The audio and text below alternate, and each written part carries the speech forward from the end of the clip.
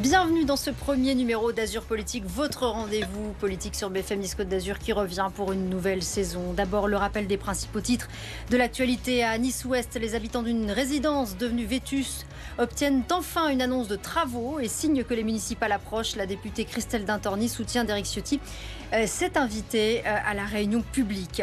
Le chantier de l'extension de l'aéroport de Nice est bien avancé. Pourtant, son permis de construire fait toujours l'objet de recours en justice de la part d'associations écologistes.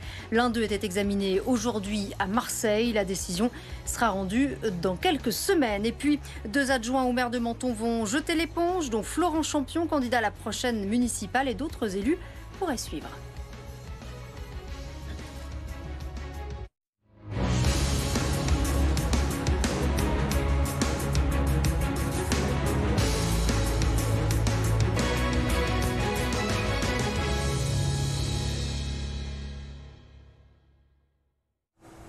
Azur Politique, c'est désormais chaque jeudi soir en direct à 19h30, année de municipale, année qui sera donc politique et cruciale. Et nous compterons donc de recevoir et de débattre sur ce plateau de la vie politique de la Côte d'Azur et des Alpes-Maritimes. À quelques jours du vote de confiance de l'Assemblée qui devrait conduire à la chute du gouvernement, syndicats, militants de gauche appellent à la mobilisation. Se joindront-ils au mouvement Bloquons tout du 10 septembre qui a tenu une première AG notamment à Cannes cette semaine? Ou misent-ils tout sur la journée syndicale du 18 septembre, jour férié, impôts, coût de la vie? Quels sont les sujets qui parle aux Azuréens?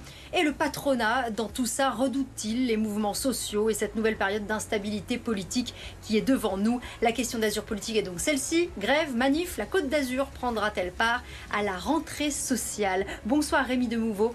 Vous êtes secrétaire général de la CGT pour la FAPT 06, ce sont les métiers de la Poste. Bonsoir David Nakache. Bonsoir. Pour le Rassemblement citoyen de gauche Viva. Et bonsoir Pierre Hippolito. Bonsoir. Entrepreneur, chef d'entreprise sur la Côte d'Azur et ancien président de l'UPE 06, la branche locale du MEDEF. Vous allez pouvoir débattre sur ce plateau. Azur Politique, c'est parti.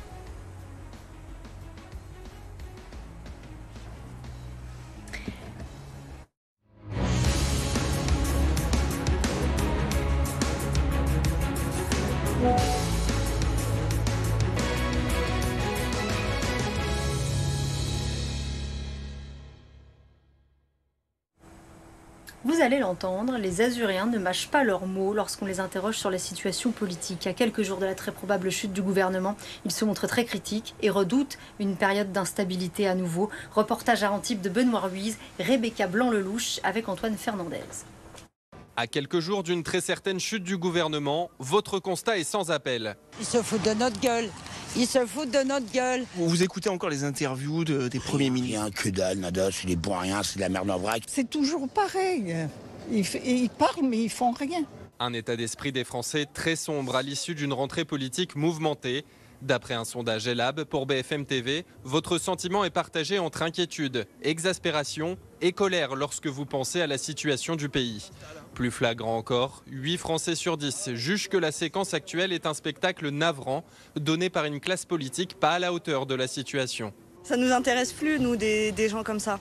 Nous, on veut quelqu'un qui rehausse, qui nous donne du courage. Ceux qui ont le pouvoir ont tendance à beaucoup jouer avec nos émotions. On essaie de nous faire prendre des vessies pour des lanternes, en fait. Une situation qui se reflète également dans vos convictions politiques. Près de 40% des Français confient aujourd'hui ne se sentir proches d'aucun parti. Le niveau du personnel politique est tombé très très bas. Pas seulement Bayrou. Tous les autres, j'ai envie de vous dire. Tous les autres. Les Français, ils en ont marre des politiques qui, depuis 40 ans, ont fait exploser la dette. Et en plus, il a le culot de nous mettre ça sur le dos. Enfin, un dernier chiffre lui aussi significatif. 91% des Français considèrent que les responsables et élus politiques ne sont pas proches de leurs préoccupations.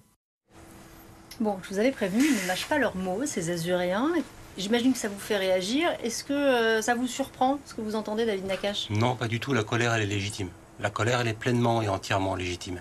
Et elle est de niveaux. Il y a une question sociale, il y a une question d'injustice sociale et d'iniquité, où on demande toujours les efforts aux mêmes et on laisse impunis, où on laisse sans aller les chercher les très grandes fortunes, on laisse les très grands groupes industriels, on laisse ces entités-là sans faire d'efforts conséquents par rapport à ce qu'on demande aux classes moyennes, aux personnes modestes ou aux PME, etc. Et on voit bien que là, il y a une vraie injustice. Donc il y a une question sociale qui est latente depuis très longtemps, il y a une crise qui est très dure, on n'en est toujours pas réellement sorti, et elle est importante. Et il y a un deuxième niveau, qui est une crise démocratique. On n'arrête pas de dire que les Français s'intéressent peu à la politique, c'est complètement faux. Ils sont allés voter massivement aux dernières élections législatives et ils ont voté pour rien parce que leur vote n'a pas été suivi. Vous savez, Pourtant, là, le désintérêt pour la politique, on l'a bien entendu. Hein. Non, justement, ça, c'est pas un désintérêt pour la politique. C'est des gens qui attendent de la politique et qui sont déçus. C'est tout sauf de l'indifférence et du désintérêt. Et au contraire, tous les témoignages. Pour ce qui est fait actuellement par la classe politique. Mais il y a un grand intérêt politique de la part de ces personnes qui attendent des réponses. Vous savez, il y a eu une date marquante en 2005 avec le traité constitutionnel européen. Les Français ont voté contre au référendum, il est quand même passé. C'était un déni de démocratie. On pensait que c'était un peu un accident de l'histoire. Mais c'est revenu derrière. Quand on a eu les Gilets jaunes, on pense qu'on veut du mouvement. Il y a eu des cahiers de doléances, il y a eu plus de 225 000 contributions écrites, témoignages qui sont partis à l'Élysée. Le président a dit, je vais en tenir compte, je vais prendre des mesures. Et puis plus rien. Le président de la République lui-même, il a nommé une convention citoyenne pour le climat. Les citoyens sont impliqués, ils ont travaillé, 149 mesures. Au final, peanuts, 10% à peine qui sont tenus.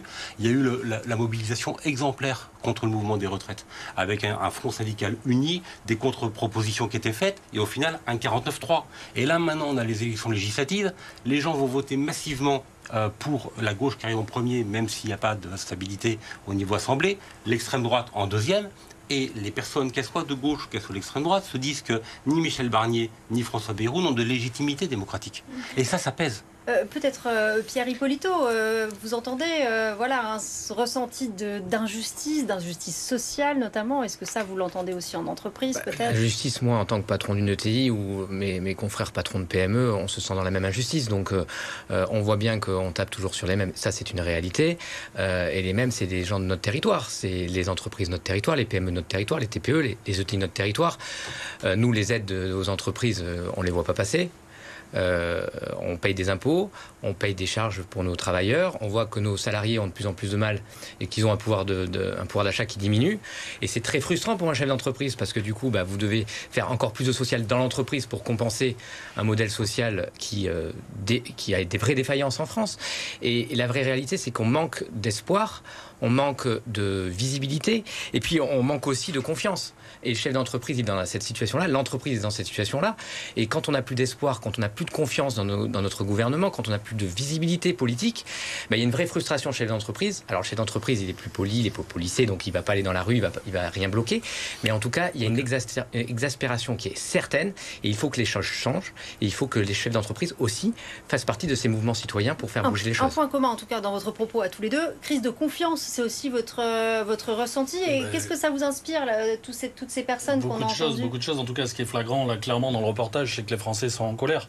Là, ça a été dit dernièrement, je vais insister quand même, parce que ceux sur qui on va taper le plus, encore une fois, c'est les travailleuses et les travailleurs, les précaires, les plus précaires.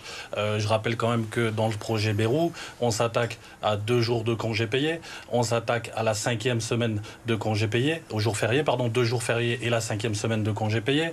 Il n'y a pas question de supprimer la 5e semaine de au volontariat, elle pourrait être monétisée, mais on sait très bien que le volontariat dans les entreprises, c'est très complexe.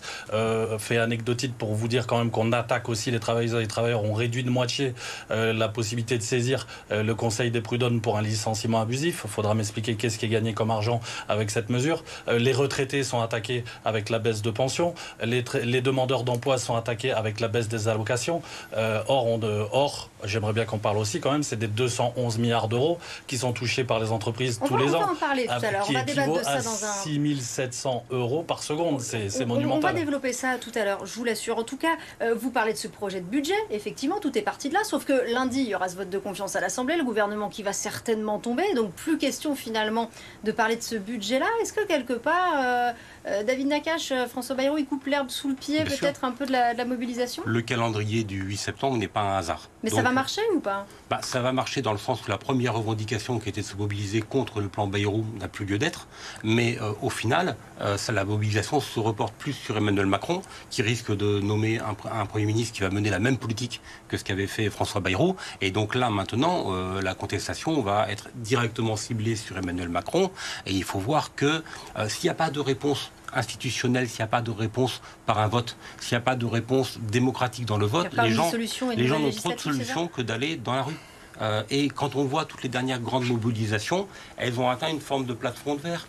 Les bloquons tous, c'est pas une première. Il y a eu une nuit debout. Moi, j'ai participé aux assemblées de Nuit debout. Il y avait des débats citoyens, les gens parlaient, il y avait une base philosophique, il y avait Frédéric Lordon, etc. Et il y avait une matrice un peu de réflexion collective générale pour repenser notre société. Et ça a chopé quand il a fallu se structurer et remonter au national. Les Gilets jaunes, c'était beaucoup plus structuré à la base, parce que quand ils disaient on bloque tout samedi matin, on bloquait tout samedi matin partout. Par contre, il n'y avait pas d'unité dans les revendications entre les différents ronds-points. Et c'était très difficile de se mettre en cohérence partout. On va voir ce que donne Bloquons tout. Bloquons tout, dans la forme, on va bloquer, ça fait penser aux Gilets jaunes. Dans ce que je vois, moi, sur les boucles Telegram et autres, niçoises, par exemple, ça fait plus penser à Nuit debout parce qu'on veut des assemblées générales populaires où on va débattre. Bon, et on voit que c'est différent quand même. Les syndicats sont plutôt divisés sur le comportement à adopter vis-à-vis de ce mouvement citoyen du 10 septembre, puisqu'il y a aussi une journée syndicale le 18 septembre. La CGT soutient le mouvement Bloquons tout du 10 septembre. Ce n'est pas forcément le cas de tous les syndicats. Pour vous, c'est normal que ce soit sujet à débat ou c'était une évidence de soutenir un mouvement comme celui-là ? Même si on ne sait pas forcément effectivement qui sera présent et ce qui va en ressortir. Tout à fait. À la CGT, ce qui est sûr, c'est que tout est sujet à débat, c'est une certitude. On s'exprime le plus possible et on décide des choses démocratiquement.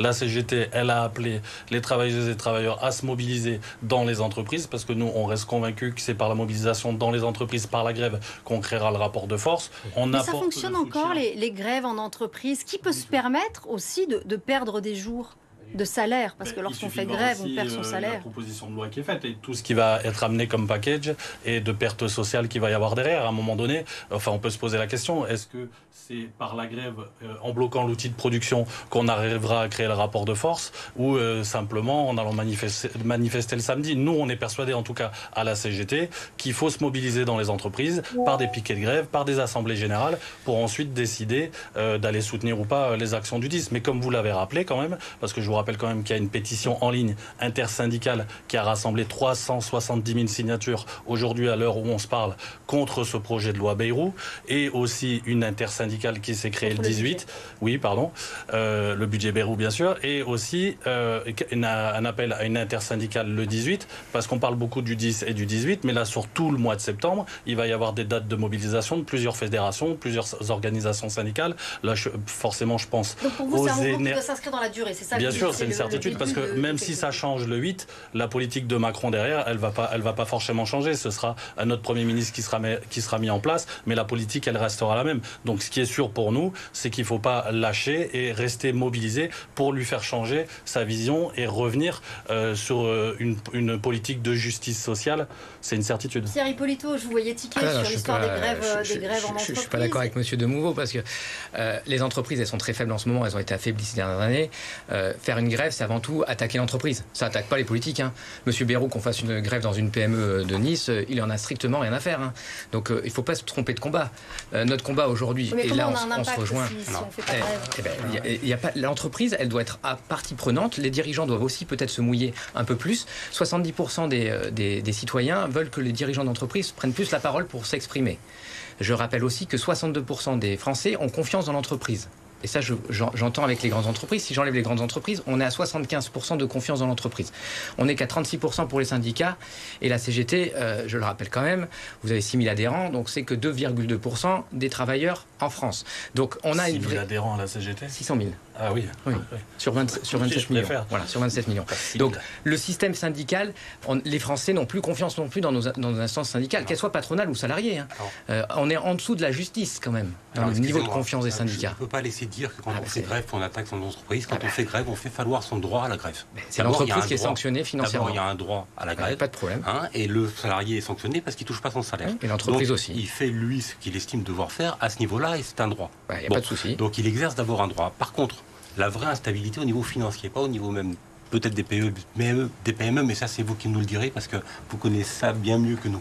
Mais au niveau de l'économie française, ce qui crée vraiment de l'instabilité, c'est la crise depuis la dissolution. On voit bien qu'à chaque fois qu'on a un changement de régime, qu'on a une instabilité, qu'on reste des semaines sans savoir qui va être Premier ministre, on a les marchés qui flanchent. Donc on voit bien qu'aujourd'hui, le coup de théâtre de Bayrou qui veut saper la mobilisation du 10 et sortir par la grande porte pour des questions personnelles a plongé l'économie française dans le doute et dans l'instabilité. Donc allez pas nous dire aujourd'hui que ce sont les grévistes, en faisant pas d'avoir le droit, qui vont attaquer l'entreprise. La vraie crise économique actuellement, la vraie crainte des marchés financiers actuellement, c'est la crise institutionnelle de régime causée par Emmanuel Macron depuis la dissolution. Je dis juste que la solution de faire une grève a un impact financier important pour les entreprises du territoire et donc accentuera la crise économique, diminueront les salaires parce qu'on n'a plus les moyens de compenser un système financier français qui va mal. Voilà. Et ça, c'est juste une réalité. Je ne remets pas en question le droit de grève, je dis juste que faire la grève dans une entreprise, une PME de notre territoire, c'est affaiblir cette entreprise qui est déjà défaillante financièrement et qui peut aller au tribunal de commerce, faire une procédure et des licenciements. C'est juste ça. C'est pas un droit de grève. Par rapport au fait de faire grève dans une entreprise. Rémi de Mouveau, peut-être avançons si vous voulez bien dans ce débat. On ne fait pas de chiffre d'affaires, on perd de l'argent, ça c'est sûr. Ça, en tout cas, en tant que financier, c'est certain. Syndical sur les modes d'action un peu différents, prônés notamment par des mouvements citoyens comme Bloc-on-Tout ou comme on l'a vu avec les Gilets jaunes. Est-ce qu'il faut aussi, les syndicats, s'adapter aussi à de nouvelles façons de se mobiliser, et lesquels? Bien sûr qu'il faut s'adapter en permanence. Là, en tout cas, la CGT au niveau national, elle a appelé à apporter le soutien comme on pouvait. Toutes les organisations syndicales de la CGT a apporté le soutien comme on pouvait. Là, dans le 06, il est décidé 3 actions pour le 10. Une action au niveau d'Antibes, du rond-point de Provence avec un rendez-vous à 8h. Une action devant le siège du MEDEF à 10h à Saint-Laurent-du-Var, et une action pour soutenir les étudiants de la fac de Carlonne à partir de 14h. Donc, et ensuite, chaque citoyen, chaque syndiqué est en capacité d'aller alimenter ces mouvements citoyens. Mais en tout cas, on a voulu au maximum respecter l'engagement citoyen de cette organisation, d'appeler à la grève dans les entreprises, parce que nous, on est convaincus que c'est par le biais de ce rapport de force-là qu'on arrivera à faire changer les choses au niveau national, mais aussi d'essayer de soutenir le mieux qu'on peut ces mouvements qui sont citoyens, qui appellent à une meilleure justice sociale, à une meilleure justice fiscale. Le rassemblement citoyen Viva, rassemblement de gauche, proche notamment de la France Insoumise, vous allez y prendre part dès le début? Bien sûr, oui, on sera présent avec eux, on écoutera et on dialoguera. Ce qui compte, c'est quand on est un peu visible, parce que on est invité sur des plateaux de télé locaux, c'est de ne pas prendre la place d'eux. Il y a des citoyens et des citoyennes qui vont s'impliquer pour la première fois de leur vie, qui vont aller manifester ou oser prendre la parole en public dans une assemblée générale pour la première fois. Il ne faut pas que nous on arrive en prenant le micro et en déroulant des solutions toutes faites. Mais très honnêtement, je vous coupe un instant, est-ce que ça risque pas d'être le cas? Je vais vous citer une étude de la Fondation Jean Jaurès qui est très intéressante sur le profil. Et qui est très biaisée.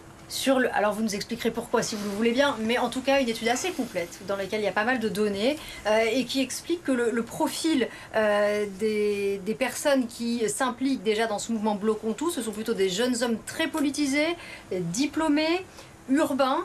Il y a par ailleurs aussi 27% d'anciens gilets jaunes, donc on voit des profils quand même assez variés, mais en tout cas, ce profil-là qui semble assez représenté et qui semble être des personnes qui correspondent à l'électorat plutôt de la France Insoumise, du moins pour les grandes villes. En fait, ce qui se passe, c'est que selon les réseaux sociaux que vous suivez, vous n'avez pas la même population à l'intérieur, les mêmes types de personnes. Aujourd'hui, personne ne sait qui va descendre dans la rue le 10. On voit des gens qui parlent beaucoup sur des boucles Telegram ou sur Facebook ou sur des réseaux. Ça ne sera pas forcément les mêmes qui seront sur le terrain. Donc on ne sait pas encore qui va vraiment se mobiliser et de quelle forme. Si vous suivez les mouvements initiaux, les essentiels, qui étaient très à droite, populistes, avec des propos souvent xénophobes, on s'était dit, oh là là, à l'initiative, c'est plutôt l'extrême droite, ça faisait un peu des mouvements poujadistes très par rapport à la capitale et autres. Et si on suit des boucles Telegram, indignons-nous beaucoup plus à gauche, on a le type, les profils que décrit la Fondation Jean Jaurès. Donc selon les réseaux que vous suivez, vous ne faites pas le même portrait sociologique. Mais quand on y a eu des études sociologiques... Il n'y a aucune arrière-pensée politique de dire cette fois on ne va pas faire comme avec les Gilets jaunes, on ne va pas laisser ce mouvement nous échapper. Excusez-moi, je réponds à votre question d'avant, précédente, parce qu'il faut prendre les choses dans l'ordre. On a fait un profil sociologique de Gilets jaunes après 10 à 12 mois de mobilisation. Et il y avait de la matière. Là, on est après 2 semaines d'agitation sur les réseaux sociaux. C'est pas la même chose. Quand la Fondation Jean Jaurès dit on fait le profil sociologique des personnes qui vont se mobiliser en ayant suivi quelques boucles Telegram et quelques réseaux Facebook sur 2 semaines. Quand on voit Louis Boyard, par contre, il fait le tour des universités, il a quand même un peu politisé le débat. Donc pour vous, ce mouvement, il est d'ores et déjà coloré, c'est ça? Oui, bien sûr. Bien sûr. Moi, mes travailleurs, il n'y en aura pas nombreux qui seront là le 10 septembre parce qu'ils travaillent, ils n'ont déjà pas les moyens de se permettre d'avoir un jour de salaire en moins et ils sont des privilégiés parce que même si on tape sur eux, ils ont encore un boulot, ils ne sont pas au chômage et ils ont des conditions de travail correctes. Et on est un peu dans une frange, un clivage qui est en train d'arriver entre un modèle avec des travailleurs qui créent de la valeur avec les entreprises sur lesquelles on tape de plus en plus, fiscalement, ou dans un pouvoir d'achat qui ne peut pas augmenter, et d'un autre côté, des non-travailleurs, mais ça il faut le dire aussi, qui sont... Quoi, que ce sont des gens qui ne travaillent pas? Je dis qu'aujourd'hui la France, elle est clivée entre deux populations, les travailleurs et les non-travailleurs. Mais non. Et mais non. si c'est une réalité, non, ça c'est inaudible. On est tantôt au travail, tantôt sans emploi. C'est on bascule de l'un à l'autre. Vous ne pouvez pas catégoriser les gens en disant d'un côté il y a ceux qui travaillent, de l'autre côté aujourd'hui, pas. Dans les Gilets jaunes, on était plutôt sur un mouvement de travailleurs. C'est une réalité. Je ne sais pas sur le 10 septembre. Moi, en tout cas, dans mes travailleurs à moi, ils seront quasiment pas présents le 10 septembre. Donc, je vous donne mon exemple d'entreprise locale. Vos travailleurs, ils ne vous appartiennent pas. Ce sont des salariés. Les travailleurs, je représente l'entreprise morale. Donc, je dis les travailleurs de l'entreprise morale que je représente. Donc, c'est mes travailleurs, puisque je représente la personne morale, c'est du juridique. Vous pouvez pas être d'accord sur le lexique, mais c'est du juridique. Je représente l'entreprise morale. Donc, c'est bien mes travailleurs. Pas mes travailleurs personnes physiques, mais mes travailleurs en tant que personne morale. Et en tout cas, ils ne seront pas, eux, présents le 10 septembre, ou en tout cas en très, très infime présence. Rémi Demouveau, vous êtes serein par rapport à ce mouvement du 10 septembre. Honnêtement, est-ce que vous avez des craintes que ce mouvement puisse échapper aux syndicats, aux partis politiques, qu'on risque d'avoir peut-être des actions aussi violentes, comme on a pu observer par le passé? Très honnêtement, je ne sais pas. Moi, ce sur quoi je peux parler, c'est ce qu'organise et structure la CGT. Là, aujourd'hui, ce soir, je représente la CGT. Je vous ai annoncé les 3 mouvements et les 3 rassemblements qu'on a fait. Ce qui est sûr, c'est qu'aujourd'hui, il y a une colère grandissante dans le pays. Il y a des organisations citoyennes qui s'organisent de leur côté. À un moment donné, c'est sûr que le ras-le-bol général, peut-être, il risque d'exploser. C'est une certitude. Quand on voit les mesures de ce projet de loi, il y a de quoi devenir très en colère. Tout à l'heure, tous ceux qui sont intervenus dans le reportage, c'était flagrant. Il y a vraiment une grande colère qui monte dans le pays. Et on ne sait pas comment elle peut s'exprimer. C'est une certitude. En tout cas, sur le mois de septembre, parce on est beaucoup focus sur le 10 et le 18, mais il y a de nombreuses dates de mobilisation qui vont arriver avec de nombreuses corporations qui se mobilisent. Il y a aussi les électriciens de GDF, EDF, bien sûr, qui se mobilisent, la santé qui se mobilise. Rémi Demouveau, je voudrais revenir sur ce que vous disiez tout à l'heure. Vous évoquiez les efforts qui auraient été demandés aux Français et aux salariés en particulier dans ce projet de budget initial de François Bayrou. Je me tourne vers vous, Pierre Hippolito. Quels efforts les entreprises peuvent-elles et doivent-elles consentir dans cette situation, sachant qu'effectivement on demande des efforts aussi aux salariés? Les entreprises n'ont aucune capacité financière. Je parle des PME. Aucun effort à demander aux TPE, les PME, 94% de notre tissu des Alpes-Maritimes, donc on parle de nous, hein. Moi ce qui se passe à Paris ça ne me regarde pas, je regarde mon territoire, 94% des entreprises ont moins de 20 salariés. Ces 94% des entreprises n'ont pas les moyens de faire un effort supplémentaire. C'est pas compliqué. Donc il faut qu'on arrive à produire plus ensemble. Et donc, collectivement, il faut que l'entreprise produise plus pour pouvoir fiscalement contribuer, mais pas par des taux supplémentaires ou des impôts nouveaux. Ce n'est pas possible, sinon il va y avoir des défaillances en cascade. Le chômage qui commence à monter va continuer à augmenter, c'est une certitude. Et que propose le patronat? Alors, je pense notamment à ce collectif d'entreprises baptisé Front économique qui a formulé il y a quelques jours toute une liste de propositions qui sont en fait des propositions de coupes budgétaires drastiques. Mais est-ce que l'État finalement dépense trop ou est-ce qu'il n'a pas un problème de recettes aussi? En tout cas, on est le pays le plus fiscalisé, donc des recettes, on en a. Nous, on prône plutôt, je ne vais pas parler pour le patronat parce que je n'ai pas la légitimité aujourd'hui, mais en tout cas, ce qui est certain, c'est qu'il y a des économies à faire dans nos budgets de fonctionnement, dans les dépenses de l'État, dans les dépenses des collectivités. Je suis certain qu'on peut regarder. Quand une entreprise est en difficulté, on lui demande, et qu'il faut faire 5% d'économie, tous les chefs d'entreprise vont faire 5% d'économie. L'État, aujourd'hui, ils n'arrivent pas à faire 2% d'économie. 2% d'économie sur leur budget, il faut un gestionnaire pour le faire. Un chef d'entreprise le ferait sans aucun problème. Bon, les entreprises ne peuvent se permettre aucun effort, ça doit vous faire réagir quand même. Ah non, au niveau des PME, des TPE, je confirme et je vais dans le même sens parce que les retours que nous avons sont extrêmement difficiles et il y a une vraie tension dans certains secteurs. Et ces entreprises-là n'ont pas beaucoup de marge de manœuvre. Là où il y a un vrai sentiment d'injustice, c'est regardez, on parle de la taxe Glucksmann dans le débat public local, dans le débat public national depuis longtemps. Le fait de taxer les plus hauts patrimoines à hauteur de 2% quand ils ont plus de 100 millions d'euros de patrimoine. Et vous avez François Bayrou qui balaye ça d'un revers de main en interview quand il y a une contre-proposition du Parti socialiste qui a le mérite de faire un calcul et des propositions adverses. À partir du moment où il dit je suis ouvert au débat, il faut débattre. Et puis vous avez un parti, pas n'importe lequel, le Parti socialiste, qui fait une contre-proposition et le Premier ministre qui balaye ça d'un revers de main en disant que c'est inapplicable et non constitutionnel, ce qui est très discutable. Donc on voit bien que là il y a une injustice. À chaque fois qu'il y a eu des tentatives de taxer les transactions financières, de taxer les hauts patrimoines, de taxer les hauts revenus, vous avez sous la Macronie des gouvernements successifs qui ont balayé ça d'un revers de main en demandant toujours de serrer la ceinture aux classes moyennes et aux personnes en grande difficulté financière. Et là, l'injustice sociale, elle est entretenue depuis des années. Donc les gens en ont assez. Et sur la question que vous posiez tout à l'heure, par rapport aux craintes qu'on peut avoir sur ce mouvement, moi j'ai des vraies craintes. Parce que le mouvement peut être un flop avec juste 10, 20, 30 personnes. Ce ne sera pas un flop pour les personnes qui seront là, qui participeront. Mais il n'y aura pas un grand mouvement de grande ampleur. Mais si jamais il y a une mobilisation de grande ampleur, comment va se comporter le gouvernement? Parce que du temps des Gilets jaunes et même des manifestations contre les retraites, on a eu des répressions policières qui étaient absolument inappropriées, qui n'avaient pas lieu d'être, qui ont envenimé les choses, il y a eu des blessés graves, et les Gilets jaunes, le mouvement s'est aussi mal terminé à cause de la répression policière aveugle. Là, alors on dit, François Bayrou et Emmanuel Macron, ils sont malins, ils ont coupé l'herbe sous le pied au mouvement du 10 septembre en faisant un vote de confiance le 8. Mais ça veut dire quoi? On n'aura plus de ministre de l'Intérieur après pour gérer? On va faire tomber un gouvernement. Donc on va être dans un entre-deux avec un ministre de l'Intérieur qui fait de l'intérim pour que ça dure, alors qu'on sait qu'il y a un mouvement social qui arrive. Quelle est la logique dans la gestion la période d'instabilité politique?